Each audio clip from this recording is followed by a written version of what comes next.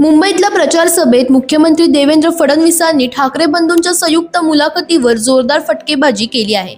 मी टोपी फेकली होती पण ती संजय राऊतांनी थेट दोघांच्या डोक्यात घातली अशी खोचक टिप्पणी करत फडणवीसांनी निशाणा साधला। फडणवीस म्हणाले, मी कोणाचंही नाव घेतलं नव्हतं, पण ठाकरे बंधूंची मुलाखत झाल्यावर संजय राऊतांनीच ठरवलं कोण कन्फ्यूज आहे आणि कोण करप्ट आहे। मी टोपी फेकली, अधोरेखित मात्र संपादक साहेबांनीच केलं असा टोला त्यांनी लगावला। मुंबई कोणाला कळते या मुद्द्यावरही फडणवीसांनी सवाल उपस्थित केला।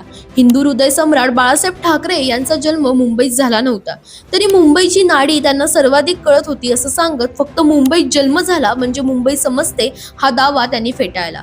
मुंबईत जन्मून म्हातारे झालात पण मुंबईसाठी केलं काय असा थेट सवाल करत गेल्या अनेक वर्षांच्या सत्तेत एकही ठोस प्रकल्प दाखवा असं आवाहन फडणवीसांनी दिलं। मुंबई घडवणाऱ्यांमध्ये सांगली, कोल्हापूर, विदर्भ, मराठवाड्यातून आलेले लोक होते। डॉक्टर बाबासाहेब आंबेडकर, अण्णाभाऊ साठे, अमर शेख यांचा जन्मही मुंबईत नव्हता।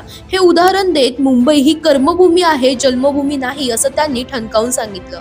मुंबईकरांचं स्वप्न घराचं असतं, ते स्वप्न 25 वर्षात पूर्ण झालं नाही, पण आम्ही बीडीडी चाळ, पत्राचाळ, अभ्युदयनगरमध्ये सामान्य माणसाला मोठं घर देऊन दाखवलं असा दावा फडणवीसांनी केला।